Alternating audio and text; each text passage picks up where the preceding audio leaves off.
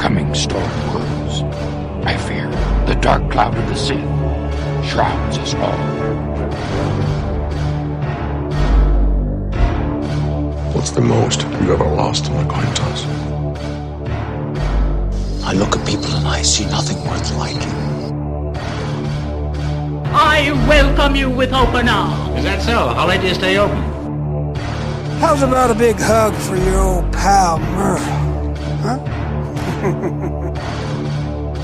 What is Backlands? Welcome to this episode of The Good, The Bad and the Odd with your hosts Mark and Sam. Today we'll be telling you what we've been up to since last time. We'll be doing a top 5 nods to movies within movies or other media perhaps, and we'll be discussing a pair of animated Batman features, Mask of the Phantasm and Batman Year One. Get the comfy chair!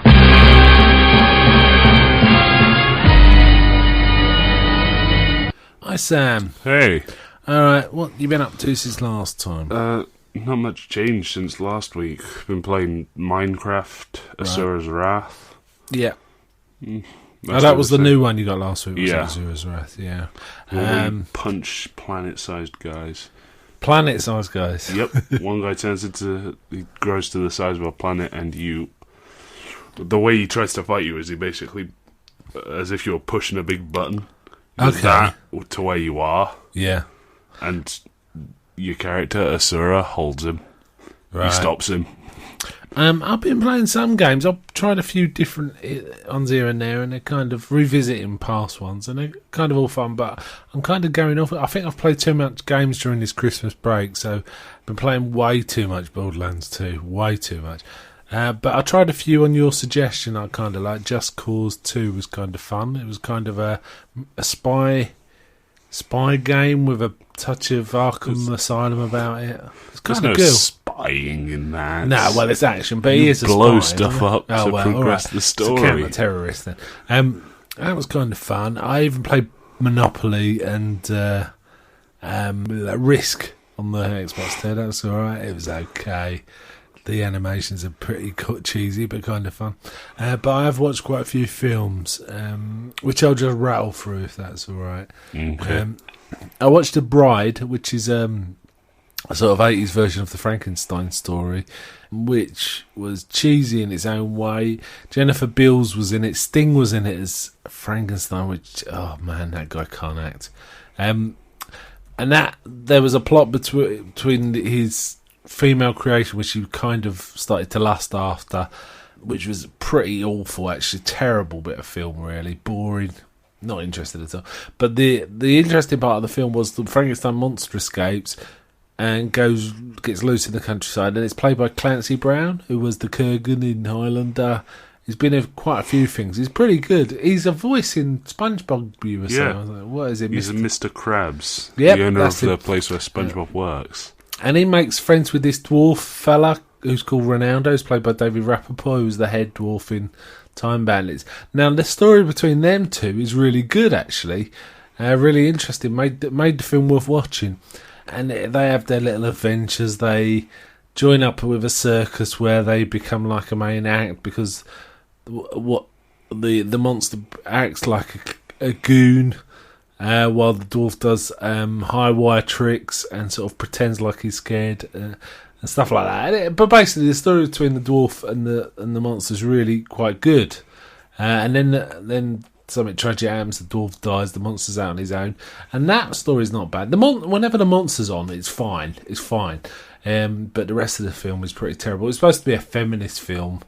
They sold it when it first came out. I was saying, "Oh, this is a feminist take on Frankenstein." But basically, the female, the bride, the female version of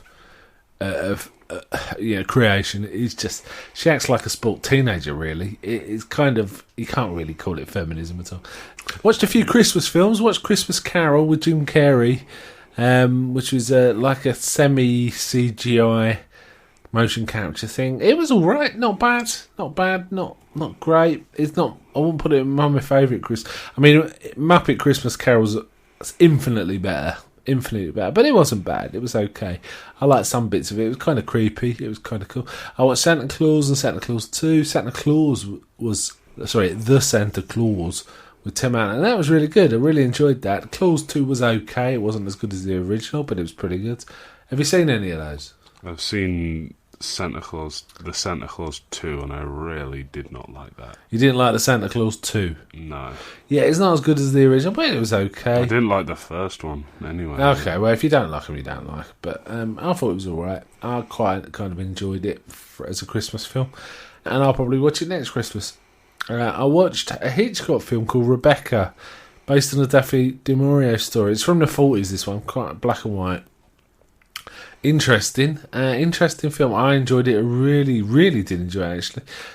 I've never seen so much shadows in a film before. Almost every scene, apart from when people are driving, there's shadows everywhere, across people, on the floor. When people run around, the shadows are following them.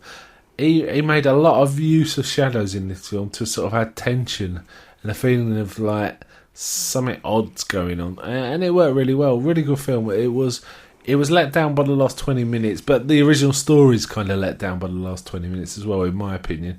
I've read the story. It's a really good story, but the last 20 minutes turn into like a murder mystery, which isn't great, and the film suffered from that too. But otherwise, I'd give it an 80 out of 100. I liked it that much.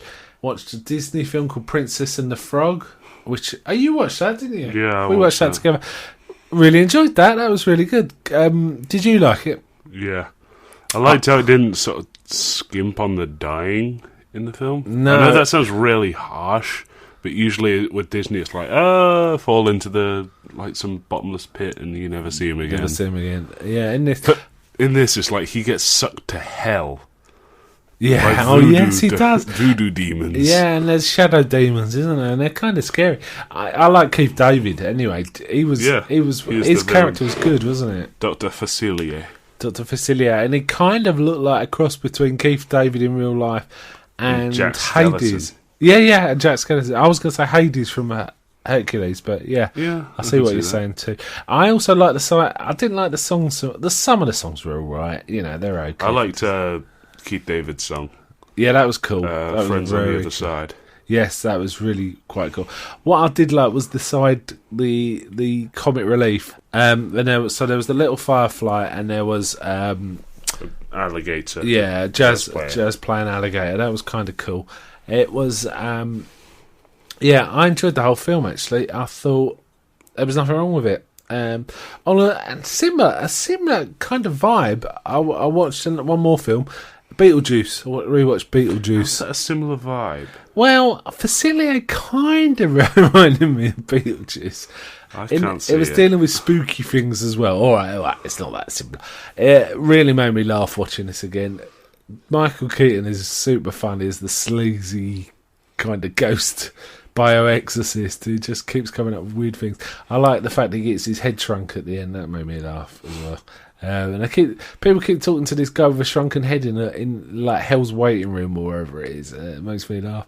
Yeah, I enjoyed that. So I've watched all of those films. Okay. Anything else since last time? I watched a TV show called Adventure Time. Okay, I was sure I've talked about it before. Yeah, with the dog, isn't it? Yeah, been watching more of those. Dog voiced by John DiMaggio. Right. Bender. Funny, is it? Yeah, it's really funny. Okay, what is it, like 20 minutes an episode and stuff? No, 10 minutes. It's like real a short thing. Okay. But yeah, they're kiddie friendly as well, aren't they? They're kid friendly, but the context is... It's like if you had... if you did My Little Pony in Fallout. Okay, that's the sort of thing. Because it's a weird... It's like all kid-friendly. Was it post-apocalypse or something? Yeah, you find out, like, there's the Great Mushroom War. Okay, yeah. And there's one where they go to there's... One of the characters makes a wish for something to have not happened. Yeah. And for that wish to work, the character has to stops a bomb. Yeah. Like, in the past. Yeah. And they basically outright say, they saw the result of nukes. Nukes brought magic into the world. So some of the characters... Right. Most of the characters have some sort of magical like item or So something. what are they, mutants, or is that what you mean? They're not. Well, the main character Finn is the only proper human. Okay. But there's like there's this one character called the Ice King. Right. This is kind of a spoiler for the series, but you find out that he used to be an archaeologist before the Great Mushroom War. Right. Which is, for context, supposed to have taken place about 400 years before the series. Okay. But he bought this magical crown off of some like, Scandinavian traders, dock workers. Right. He put the crown on his head, talking to his fiancée, and he lost consciousness. And when he woke back up, his fiancée was horrified with him and fled, and he never saw her again. Right. This is all explained in one episode. Okay. It gets heavy for a kids' show. Right. Okay. Right. Okay. And it's like a video diary, how it explains it. Okay. And you can see, like, slowly see him go from this character, Simon Petrikov, to, like, he like slowly grows a beard and his nose gets longer and his skin starts to turn blue.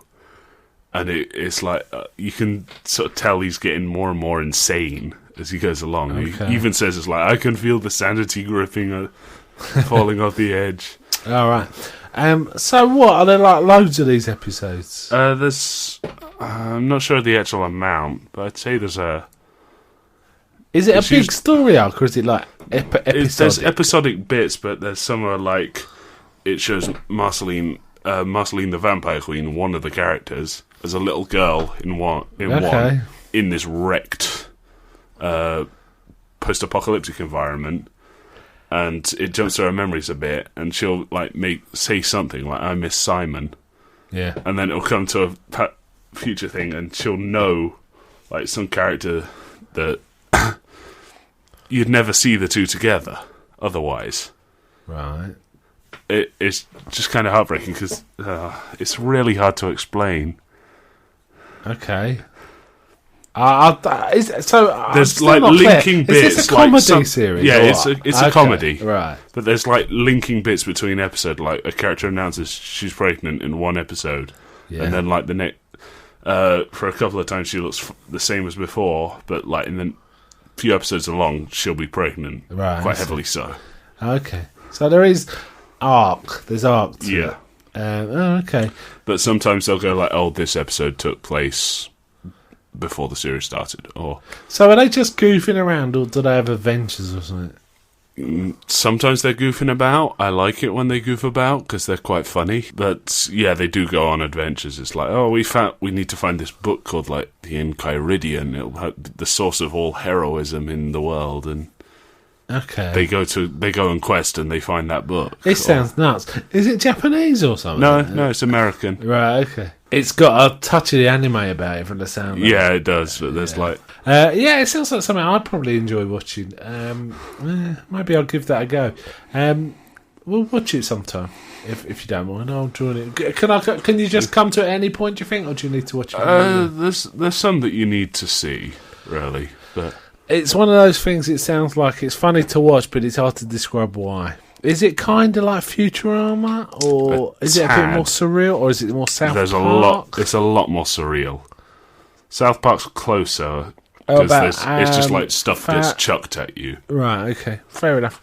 Yeah, it sounds alright, yeah. Is it got a big internet thing? Yeah, it's got quite a big internet following. Mainly trying to spot all the adult jokes. It's called Adventureland. That's one word. Adventure Time. Adventure Time. 2 words. Yeah. Okay, cool. All right then. Shall we move on to our number 5 is Alive? Yeah. Okay. Right. So this week we're doing nods because the 2 films we're looking at, Mask of the Phantasm and Year One, have referred to the Batman origin story in different ways, but they cover the same ground. What we thought we'd do is we'd do nods within movies or other media to movies. So a reference in one movie about another movie or whatever. We decide. Number 5 is Alive. Okay, do you want to start? Shall I start? Yeah, okay, I'll start. My number 5 is There Is No Spoon in Dog Soldiers. That's my number 5. Okay. Okay, how about that? Yes, so there is a character called Spoon, isn't there? As one of the squaddies that are fighting the werewolves. And when he gets completely, I don't know, like ripped apart. No, he doesn't. He runs and gets himself impaled on a tree. I keep thinking it's the one that gets in the back of a van. It's not that one. I can't remember one getting into the back of a van. No, the doors and it's just blood and stuff. But yeah, he's called Spoon, and then someone asks what happened to him or something like that, and another guy just says, "There is no spoon." Obvious Matrix reference. Might not be our only Matrix reference actually in this, just so you know. All right, well, it's number 5 too. Yeah. Okay. Right, what's yours? Number 4. My number 4 is the Matrix long coats. That are in like quite a lot of sci-fi shows, like film shows and games now. Oh, I agree. It's like they're in. I mean, it's in Deus Ex, isn't it? Yeah. So it's most of the time the guy's cruising around with a trench coat that goes down to his ankles. Yeah, which is probably not the best idea if you're trying to sneak around a place. Yeah, and the Matrix and a lot of like rip-offs of the Matrix kind of use it too. Equilibrium, I think, uses it. Yeah. The clerics in Equilibrium have that kind of design. I would say Matrix look and feel is probably the second most influential sci-fi film of the recent era. Yeah, Blade Runner's probably is almost certainly the top, but I'd say Matrix is second, especially with Desert Look and Feel. Yeah, a good one. Yeah, I agree with that. So, okay, my number 4 is On Her Majesty's Secret Service. In that film, the first film was George Lazenby as James Bond, and it starts with a huge fight on a beach. Him having a really big punch up with loads of people. He rescues a girl from drowning, has a big punch up, gets taken prisoner, manages to escape, and as he walks off, he looks at the camera and says, "This never happened to the other fella." And then the titles begin. And it's like, wow, did they really do that? Did they just reference themselves on camera? Break the fourth wall reference in Sean Connery. And they did, yeah. And then you think, does that tie into this whole thing that James Bond isn't one man, it's several men? We talked about this last time, the other time, recently with Skyfall, didn't we? It's just kind of funny when they did that. And also I have to say, I do like this film. I think it's one of the best James Bond films. Really enjoyable. Extremely realistic looking fighting in it, and I think that was partly because George Lazenby didn't realise that you pretended to fight when you fought on camera and actually did fight with the stuntmen, and they were perfectly happy to oblige him and fight back, so it looks quite realistic. It reminds me of the I watched all the like behind the scenes stuff in Lord of the Rings, and there was a bit about in the first one about how John Rhys Davies would just beat the hell out of all the guys in Uruk-hai armour. Would he? Yeah, and he'd have like this huge axe and he'd just like bash them in the head. So they wouldn't be happy with that, would they? Wow, really? Yeah, he's a big guy. Yes, he is. Don't let a dwarf outfit fool you. He's pretty. No, he also tells about this one time because he's got like a missing part of his finger on one hand. Yeah, it was like prosthetic over to be Gimli. Okay. And it started to come off. Yeah. And so he got like, it was either some fake blood or some like something rudimentary like ketchup. Yeah. And put it all along the thing, and went up to Peter Jackson. Loads of people nearby were in on it. He went up to Peter Jackson, like, "Boss, I've had an accident." And he went, "Oh, it's okay," and snapped the finger off. He knew then, obviously. Yeah, Peter Jackson knew at that point. Well, Peter Jackson before this, he had a big background in gory horror, so he's familiar with that kind of thing. It's no fooling him, I'm guessing. All right then, your number 3. Your number 3. My number 3 is the fight with the SWAT team in The Dark Knight on the construction site. Yeah. This isn't a reference to movies as such; it's a reference to Year One, the comic book. The comic book, yes. Which Dark Knight borrows. Yeah, I agree. Yeah, it's a direct rip. In fact, I was going to talk about that when we get to Year One, but I'm happy to talk about it now. Yeah, obviously, they read Year One. Or I was reading, apparently Year One, the comic book, was going to be the basis for the reboot for Batman, and there was lots of plans for it and a script and so on, but then that got shelved, and Nolan's version come on, but I can't help feel that some of that script got into Nolan's hands, you know? Yeah. So I think there's a reason it at least appears that that Nolan at least like breezes through comics. Yes. Because I've spotted like little in references to Batman comics and even just general DC comics. In Batman Begins? Or in Nolan universe? Yeah, in the Nolan Batman verse. Yeah, I agree. One of the most prominent ones I've noticed recently was in Dark Knight Rises. Yeah. Selina, Catwoman, does the disappearing act. Yeah. And he says, so that's what it feels like. Yeah. Which is ripped straight from Kingdom Come. Kingdom Come, yes. Does Superman say Yeah, Superman does it. It's a great comic book, but yes, you're right. Actually, yeah, it's exactly the same line, isn't it? Yes. Yeah. And of course, there's the I was just going to say something that might be in your list. I'm not going to talk about it now, actually. I was going to say something that's a nod between Batmans as well. I've got no more Batman. Oh, okay, yeah, I was going to say the old, some days you can't get rid of a bomb. Oh, God. From the 1966 That really Batman. annoyed me when someone pointed that out. Because I can't argue you it. can't unthink it now, can you? No. Yeah. Okay, my number 3 is the entire film is, I'm going to mention here, is a homage to what it's parodying, talking about, and that's Young Frankenstein, referring to the Universal Frankenstein franchise. I think this is a really good film. It's a great comedy, but I think it's got class, you know. It looks good. It's got a certain ambience that goes above the comedy, and I just really like this film. I think it's an obvious nod to the Universal Frankenstein. The makeup's not quite the same, but the fact is, like, for example, instead of bolts in his neck, he's got zippers and things like that. What? Yeah. Oh, haven't you seen? You've seen the film? You kind of noticed. He's got little zips in his neck. I never really Doesn't make any sense. I That. couldn't really stay focused up until the monster.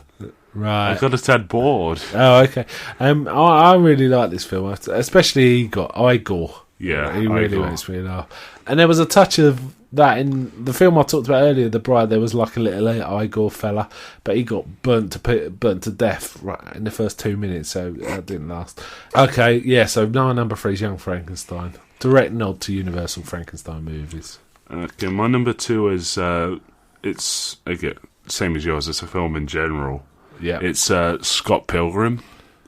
okay. Because that's a it's kind of all one big reference to both, to movies, like TV, games, and like anime. Yeah, I agree. The whole film is a reference, a nod to a couple of genres, isn't it? You're right. Yeah. Yes. Because there's all like the fast lines and weird fighting styles of anime. Yeah. There's just little jokes like the P meter. Yeah, there's the life meters as well later in the film, weren't there? Stuff like that. And the special, like, is it not boss level, but special weapons? It goes like Scott versus Gideon. Right, cool. Okay, yeah, that's a good one. And my number 2 is one I'm sure you wouldn't have heard of, actually, and it's getting a bit old school, this.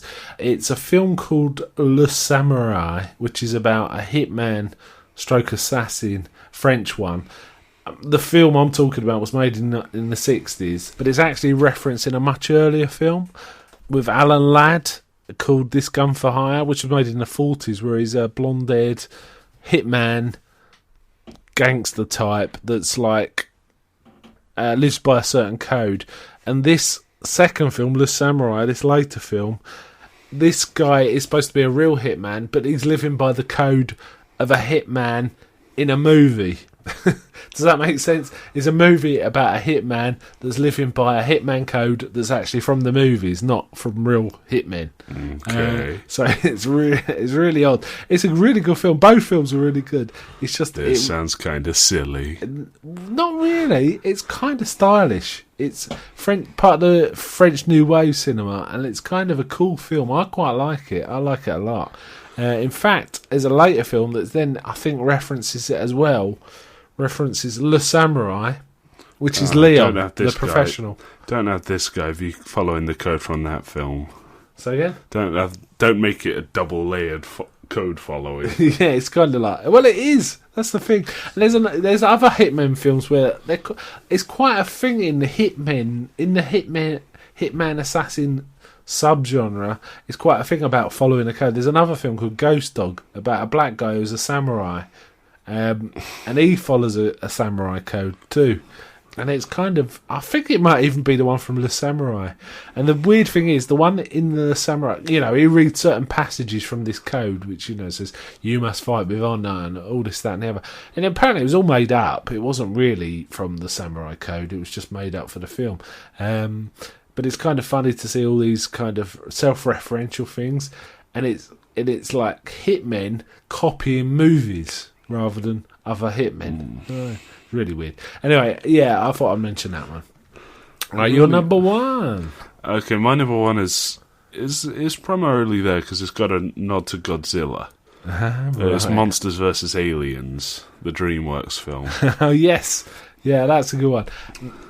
It's all kaiju, isn't it? Yeah. All kaiju. Yes. Well, there's one giant monster. Well, there's two giant monsters, but one's like big as a building scale, and the other's Godzilla scale. Yeah. Nice one. Yeah, good one that is.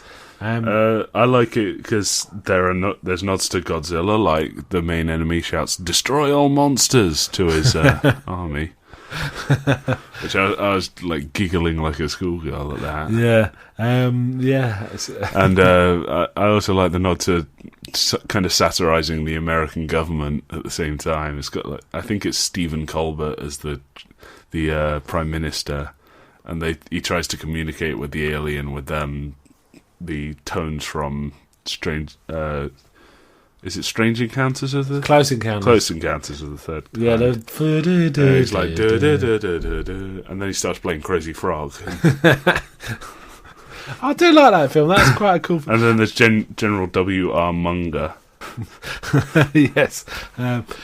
You talking about this is just reminding me of another nod that I've completely forgotten that's a really obvious one, which is Godzilla based as well, which is when he meets when Godzilla meets the American version of Godzilla. Oh, I love that bit. What's it in? It's a film called Godzilla Final Wars. The fight is over in 13 seconds. He dispatches the American And this Godzilla. is from... Throughout the film, Godzilla is constantly making his way up to Japan. Godzilla's in this place, and let's say... Well, from the point where Zilla, that's what the American Godzilla has been dubbed... Zilla. Yeah. From the point where his feet touches the floor, 13 seconds until it's a fireball in the Sydney Opera House. That seems reasonable. If I was Godzilla, I'd dispatch it that quick too, I think. Then again, he goes honestly through the rest of his monsters list for Toho. He goes through them like a hot knife through butter. Honestly. Haven't we watched Final Wars? Yeah. We didn't do it in a podcast, did we? But we've watched it. Okay, cool one. Yeah. Yeah, that just occurred to me. That would have probably been in my 5, actually, if I'd have thought of it. But never mind, too late. My number 1 is a film that actually successfully debones and produces a meta version of the original types of films it's based on, and it's called Cabin in the Woods. It's taking the mickey out of the Evil Dead, Friday the 13th films in a really funny way. It uses as part of its explanation of why all the characters in those kinds of films act in a certain dumb way. It explains all that. It explains why certain archetypes and stereotypes tend to be in those films. And it's a really clever riff on the whole film. Without going into the details and spoiling it, it's a really clever riff on the whole thing. It really makes me laugh. In fact, I got it as a Christmas present because I asked for it. So I'm looking forward to seeing it again shortly, I think. You don't fancy it, do you? No, I just don't like the idea. I liked the trailer up until the point where the bird flew into the honeycomb shield. Yeah. It's like, this looks interesting. Bzz, oh, no. Yeah, it's kind of half... it's difficult to know how much to I don't say like that's- the idea of people being offered up. Because I know... Oh, you kind of know some of the plot. I know what then, the don't ending you? is. Yeah, so anyway, the story is kind of... stuff like that and... what is it called? Hunger Games. Right, fair enough. However, it's something I would say, something about it that I think might interest you, which is it's got some sort of Lovecraftian element. I'll say no more than that. Okay, have you got any honourable mentions? I've got a few game ones, but it's Go on, then. it's not referencing movies. Oh, what is it referencing? It's other games, really. Oh, I don't mind. Go on. Oh, well, okay, then. Is it just... Well, there's Are they games we'd have heard of? That's the thing. Possibly. All right, go on then. But within games, it's kind of a common thing to parody this, which is the cake is a lie from Portal. No, that doesn't ring a bell with me at all. You're going to have to explain that. Okay. In Portal, you're constantly being kind of led along by the nose for like the promise of cake at the end of the testing. Right. But you later find out that, in fact, the cake is a lie. Oh, as the cake you find is a lie. scrawled on the walls a lot. I thought you said the cake is alive. No, a lie. A lie, right, okay. But they How's that a kinda drop reference it to onto- other games? I don't But get it. no, other games reference this constantly. Right. In most games, you will find a Portal reference somewhere. In Duke Nukem Forever, there's the companion barrel. Yeah. Which is a joke on something in Portal, which is the companion cube, which you use to weigh down buttons. Right. And you find a room with a cake that disappears when you get close to it. All right, okay. And in Fable 3, I believe it is, you can find a hob, which is like a goblin, bowing to a cake. So there's lots of references to cake in games. Yeah. All from Portal. Yeah, Wow. that's the idea. Wow. Okay. My honourable mentions are a bit more straightforward than that. Sorry, did you finish with the games ones? Yeah, that's it. Okay. Mine was, there's a mention in Death Race 2, which I saw recently. Cheesy little straight-to-video film, not bad. However, the head of the private corporation that runs the prison and the gladiatorial combat going on within is called Wayland. So, I think they're trying to get an oblique reference to Alien, Stroke, Predator, Blade Runner. I don't know, that kind of thing. Yeah. So it's a bit silly, really, but I don't know if that was just a coincidence, but I reckon it can't be, really. The other one I quite like is in Trek, which is when Princess Fiona's fighting the Robin Hood in the woods as a clear Matrix reference. Yeah. Where she freezes, she freezes, brushes her hair, and then carries on. That is very funny. I enjoy that. Shrek does that. Actually, Shrek probably references a lot of films if you start thinking. Yeah. But sorry, I know it's like a tiny little joke in Monsters vs. Aliens. It's like the hidden Mickeys in Disney. Yeah. But it's on the general WR Mongers, like row of medals. It's like there's like a Shrek head with wings, and an eye patch. Really? Yeah, it's not green, it's gold, but it's a Bit Shrek. Shrek. How about that? Okay, so that's it for nods, I think, from us. So we'll move on to our movies, which there's two of them, but we're going to be doing There Can Be Only One. Alright, so now it's time for the clean promo. And I'm noticing that a lot of the promos we've received are way better than ours. Yeah, but they're also for shows that are way better than ours. But hey, I'm El Goro. And I'm the Cancer Man. And we are the hosts of Talk Without Rhythm. The only podcast that will not attract the worm. That really doesn't explain what we do, sir. We watch 2 movies a week, we review them, we chat about things, and occasionally we say something funny. Yeah, but most of the time we just seem to make people angry.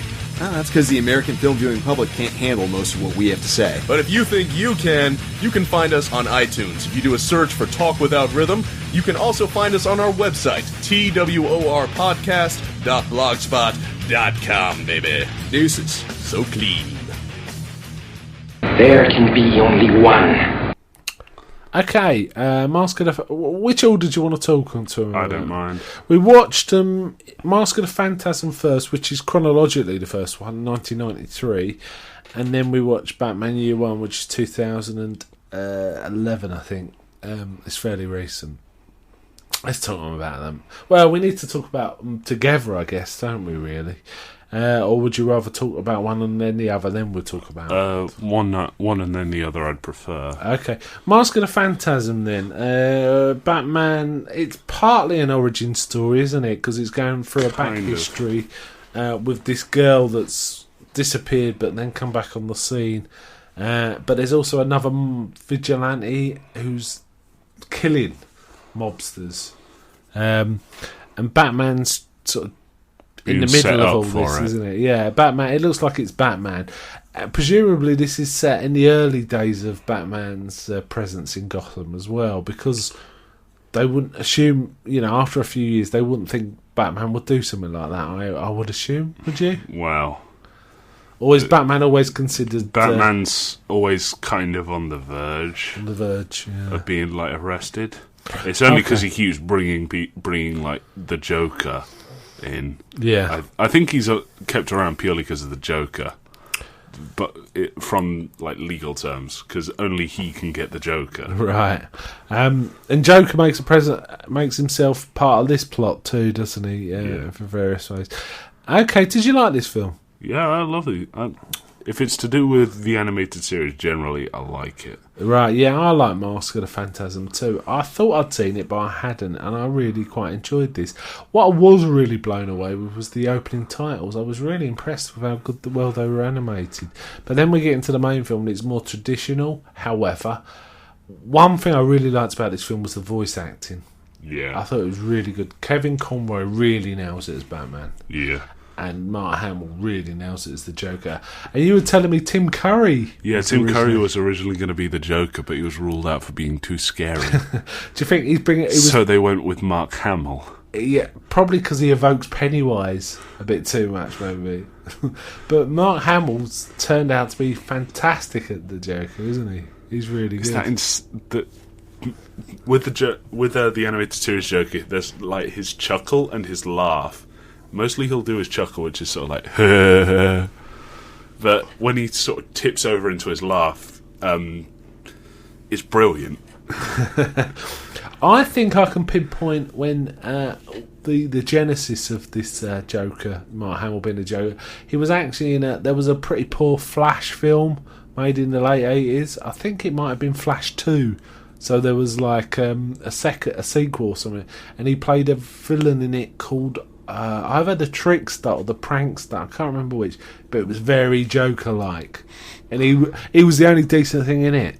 In fact, I've got to watch it again, I think. So maybe that had something to do with it too. He'd already played that kind of role well, possibly. I mean, we are talking about before the... Yeah, it was the Trickster. The Trickster. When was that made? Revenge of the Trickster, 1991. And when did the animated series start? Hang on a sec. I think it was just after 1991. That's my guess. From 1992. Yeah, so I think I have a theory that him doing a good job as the Trickster may have the execs, you know what they're like, they're a bit dopey, aren't they? But if they saw him doing a good job in a similar role, that would have swayed it perhaps. It'd be interesting to look into him to find out maybe. So the voice actor was good. The story was very solid, wasn't it? Yeah. And it was very much like the comic book Batman Year 2. Which you pointed out to me, didn't you? About there was a character called the Reaper, wasn't there? Yeah. He's essentially filming the same role, killing mobsters. Yeah, he's called the Phantasm. Did I actually name him? I don't think. No, they never call Phantasm, the character the Phantasm. No. Let's not spoil the premise, but it looks like it's the father of this woman who was wronged by gangsters, basically. But somehow the Joker gets involved because he infiltrates the original gangs and wants to be involved in some way. I think it's because the Joker think it is Batman, doesn't he? Is that right? First, yeah. And he wants, so he's interested because he thinks it's Batman, so he wants to like get involved just to annoy Batman or help catch him or something. Who knows with the Joker? Who knows? Well, the Joker doesn't want to catch Batman or kill him. No, it's too much fun. Yeah. I enjoyed this film. What would you give it out of 100? Oh, high 80s, 88. 88. I'd give it 75. I really liked it though, I have to say. But you say high 80s, so what, 88? Yeah, 88. So between us, we're about 81, 82, something like that. Okay, let's move on to year one. Year one, originally this was a comic book, and this is a direct adaptation of the comic book. There's some elements changed, but there's a lot of similarities. I think the comic book was 2002 or something. I think it was certainly before Batman Begins came out, and this film was then, it was converted to an animated film way after Batman Begins. Wow. It was, year one. Oh, it was the 90s, wasn't it? No, 87. Wow, really? Yeah. So it was just after Dark Knight Returns. Really? Yeah, and it was I Frank believe so. Miller as well, wasn't it? Who did Dark Knight Returns. Oh, okay. Well, my mistake. Okay. Did you like this film? Yeah, I liked it. It was okay. It was a more sophisticated animation style, wasn't it? It had a touch of the anime about it to me. A bit. Did it to you? No? Kind of. It had a kind of... It was certainly more sophisticated, and it had a comic book look about it, which I guess was kind of deliberate, because they're kind of trying to use... I think there was certainly frames from the comic book in certain shots in this. It wasn't slavish to that, but there was kind of that feel, and it had a noirish kind of feel, didn't it? It was a bit sort of... not sinister, but there was like an undertone of melancholy and depression and stuff like that. Yeah, but that's kind of how Batman sort of started off, because he didn't start off with like big chaotic villains like the Joker or the Riddler, who like hold entire buildings hostage. No, it was like petty crime. Now we mentioned the Mask of the Phantasm covers his Genesis story, and I think we'll talk about this when we compare the films more, but this does go into quite... This is basically his Genesis story, isn't it? Yeah. Another version of his Genesis story. And you can see a lot of Batman Begins in this, can't you? Loads of it. And I suspect anyone who doesn't know about the comic book would watch it and think, oh, they're just ripping off Batman Begins. But, it is the other way around, really. Similar elements are like, he conjures up an army of bats, doesn't he, under siege? Yeah, that seems brilliant. Yeah, that is really good. In both the film... both the Batman Begins and this, it's done well. I think they do it in nearly every Batman medium. Yes. Where he puts something on them or... Yeah, well, it was in Batman Returns as well, wasn't it? Batman Returns at one point. They did it in Batman Returns, Batman Begins. They did it in the Justice League animated series. Which was much more comical than the Batman the animated series. Right. So he sticks this thing on a guy and then stands in front of a dark cave. Yeah. And this guy's kind of like, "What the hell are you doing?" And Batman, his only line there is "Wait for it," and then loads of eyes open behind him, and all these bats fly out. Yeah, we also get a fair bit of his trying to work out his own persona, doesn't he? And sort of wondering how, asking his father to guide him in some way. And there's a kind of infamous thing in the Batman mythos, which is a bat flies through the window at the point of and scares him, and he realises he needs to scare criminals in this kind of same way. I like the bit where he actually turns around and Alfred sees him for the first time and takes a step back. That's in Mask of the Phantasm. Oh, sorry, my mistake. So there are similar elements. There's similar sort of themes and ideas in both films. Which one do you think handled the origin story better? I think it was. I think Mask of the Phantasm. Right. Because in year one, it was just kind of, oh, this happened, and then there was this, and then there was this. Yeah. Whereas in Mask of the Phantasm, it's kind of the same, but it ties together. Yes. I think you're right. I'm probably not explaining it very well. No, it's more coherent in Mask of the Phantasm, isn't it? Yeah, it follows more logically. You understand the progression a little more, or it's a bit more chopped up in year one, isn't it? Yeah. That's what you mean. I have to say I prefer year one, but only because I felt it had a bit more style about it in terms of the animation. Okay. Mask of the Phantasm was more coherent, and the voice acting was definitely better in Mask of the Phantasm, to me. Yeah.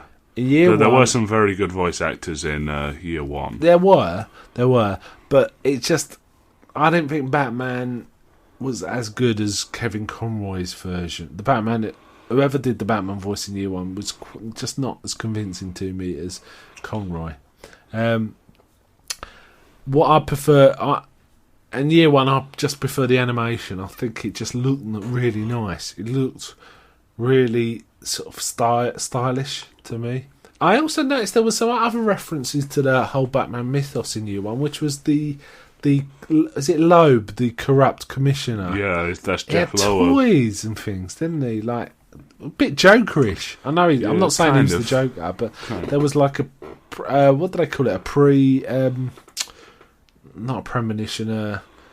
It was presaging. Yeah, foreshadowing. It's foreshadowing the Joker being a bad guy. I'd say it's more a reference to the comic. I'm not sure if he's the writer or the artist, Jeff Loeb. Oh, okay. Who did the he Long like Halloween? Toys or something? No, okay. He did the Long Halloween. So oh, okay. He did some quite big Batman stuff. Yeah, I like both versions of how I like how both films kind of showed how Bruce Wayne evolved into the Batman. I thought it was kind of cool. I also like the old the thing they played up in year one of him playing up the persona of like a louche sort of playboy. You know, he's got a girl and he's drinking and he's like up in the middle of the morning and stuff like that. But Gordon and Essen were actually on the case a bit, weren't they? They were saying, he's broken his arms in a skin accident. Those could be hiding bullet wounds or things like that. Yeah, so they were kind of on the case. But at that point, Gordon is like, that's kind of stupid. Yeah. I like the ending of year one too, where Gordon's just waiting for Batman to turn up in the snow, and they're saying there's some guy who calls himself the Joker threatening the water supply. Yeah. That was kind of cool. I have to say I like both these films. I think I prefer year one a smidge, but they're definitely in the same ballpark in terms of quality and how much I like them.